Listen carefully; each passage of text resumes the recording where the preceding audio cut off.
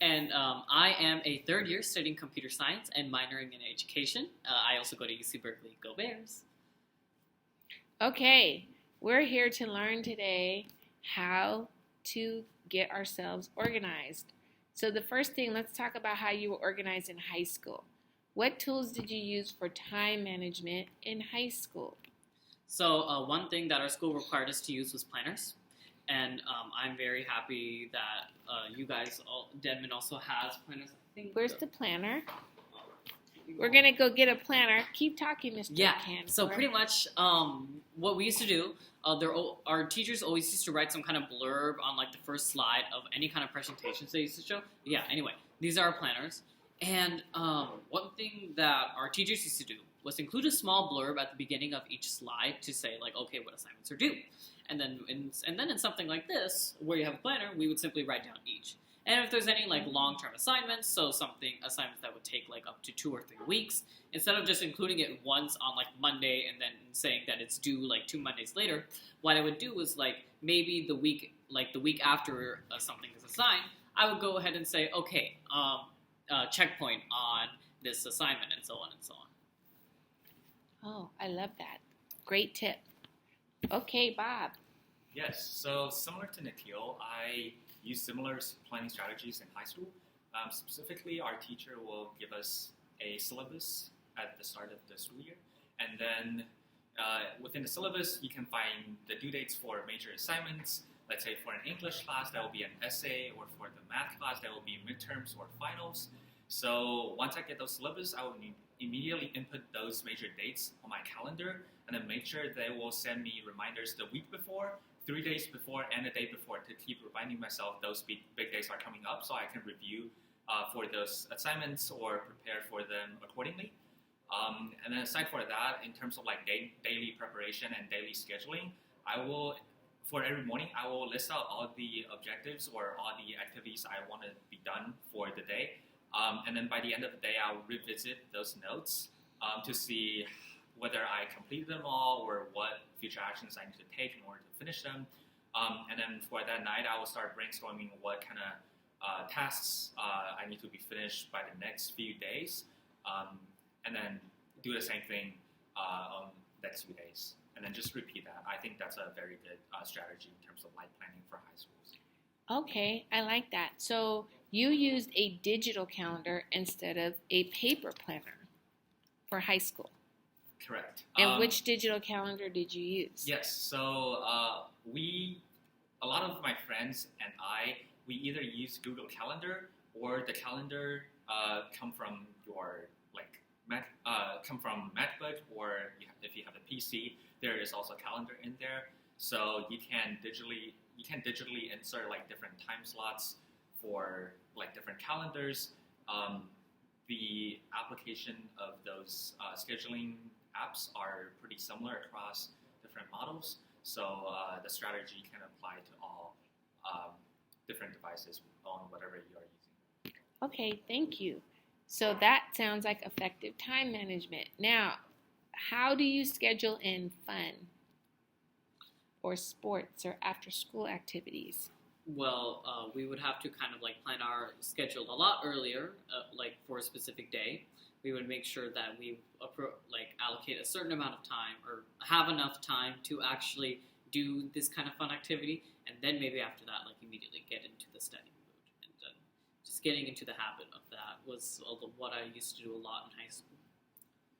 Yeah, I definitely echo that as well. Throughout high school, we have a pretty consistent either that's like free time or sports period for us to do sports or to do any like organization or club events. So definitely plan that ahead of time and then be prepared to like allocate those hours daily so that you are not really like just doing a very intensive activity on one day and then just like completely take off on the second day. You just want to show that consistency, and then that will definitely showcase in your college application. And then I think that's like a very important point for college when they see if you're consistently doing like one event instead of just like picking up like once every other day. So they should join a club or do something and then stick with it for like 4 years or something like that. Sounds about right. Okay, cool. All right, next, how do you organize all of your stuff for studying? Books, notes, notebooks, binders, what kind of things do you use? And how do you keep yourselves organized so you always have a pencil? So pretty much, in order to keep a pencil, I actually had a pencil pouch to hold like almost all of my proper tools, pencils, pens, scissors, protractors, anything like that. And then in order to distinguish by subject, I had several different binders, which I stored in my locker. So one would be for English, one would be for science, and like other subjects that I had.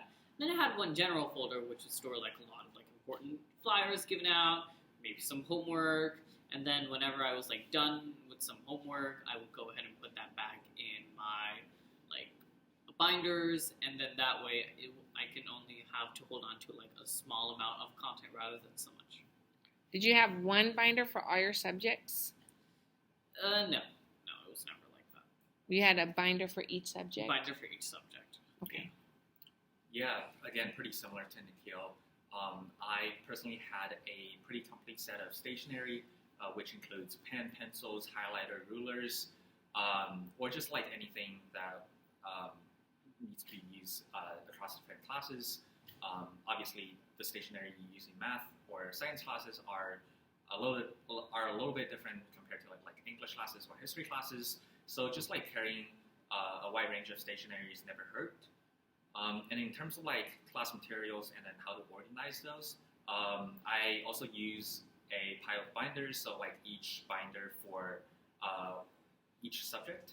And then within those binders, I also use like those sections splitters to sort of like organize different class materials. So I have, let's say, a tab for syllabus, a tab for all the assignments, another tab for perhaps all the handouts, and then let's say one other tab for all my notes. So definitely like try to organize it like by subjects, and then within those each subject organize by different categories of materials. So when you try to like, let's say, revisit those materials, or you want to find a specific paper, it's easier to definitely spot them right away. Cool. Okay, that sounds awesome. Did you have backpacks? Yes, we had backpacks. Although in our school, we actually were not allowed to hold on to backpacks. We had to keep our backpacks in our locker. So pretty much whenever I had a class, I used to just hold on to a couple of full binders so that I wouldn't have to keep going back to my locker after every period. And then I would also hold on to my general folder. Yeah, I also had a backpack, and one thing that I always tell myself was try to keep your backpack light. So by doing that, I try to avoid putting all of the heavy textbook inside. Rather, I put them in my lockers. I just keep the relevant binders in my backpack and alongside with all my stationery. So all the like necessary, I guess, utensils for that specific class. And once I finish that class, I will likely declare my backpack, take out all the relevant stuff, and then put a new binders for the upcoming classes. So that I keep like shuffling my backpack, and then throughout the day, my backpack, the stuff inside my backpack will be different. That's cool. Now, Miss Abernathy had double sets of things, so I didn't have to carry it home. So I had a set at home, and I had a set at school, and I just asked my teachers. So that's another little tip. Okay, next up, how do you take notes in high school? I do like this classic, like have a title and then maybe a subheading and then some content. That's pretty much like fairly basic. Yeah. What about you, Bob? Right. So I guess it really depends on which subject you are learning at, and as well as like teachers. There are definitely some teachers who prefer you to handwrite all your notes versus others who are perfectly fine if you're digitally typing all your notes. Either way works, and it's really up to you, like which method you liked. So I would say if you are new to high school, try both methods to see which one fits you better. And then in terms of how to take notes, I will definitely like put dates, put block, put your teacher, your subject on the heading, and then try to like log down what topics that are being discussed for the day. And then following that, I would just try to split up all my notes by sections. So let's say if a transition of a topic is being made, then I will start a new sections, and then just jot down bullet points for that specific section. So again, when you try to look back to the notes by the end of the day, it's pretty clear to you what different sections are, and then what all the details are. Cool. Okay. Any tips, especially how does one get into Berkeley? Tips. I mean, whenever you study, try to keep your phone away. Any kind of like distracting devices away from you. Like I always used to keep my phone in the kitchen while I were to work in like my living room or my room. And yeah, that used to work very well for me. And then tips to get into Berkeley. I mean, work really hard, try really hard, show that you worked really hard, and that should definitely be like one main step. Yeah, echoing what Nikhil has mentioned, your grades and your performance in classes are definitely a big part of it. I wouldn't say that's like the key factor. That's definitely one of the key factors, but it is not like the determinant of whether you get into a college or not.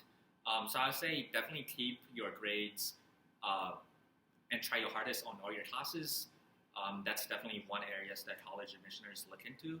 But besides that, I would say revisiting all the previous point I brought up is to showcase your interest and be consistent about one or many activities. Let's say you are a soccer player, you want to demonstrate like perhaps you are involved in the soccer team within high school for the entire 4 years, and you might grow from a substitute to a starter, and then or even to a team captain. So like that progress is like really strong evidence that you showcase like your leadership and then showcase your growth to the admission officers. So just keep those in mind, both inside class and then extracurriculars, and then try to make a balance between these two areas is a pretty big part of college admission, I think. Cool. Thank you.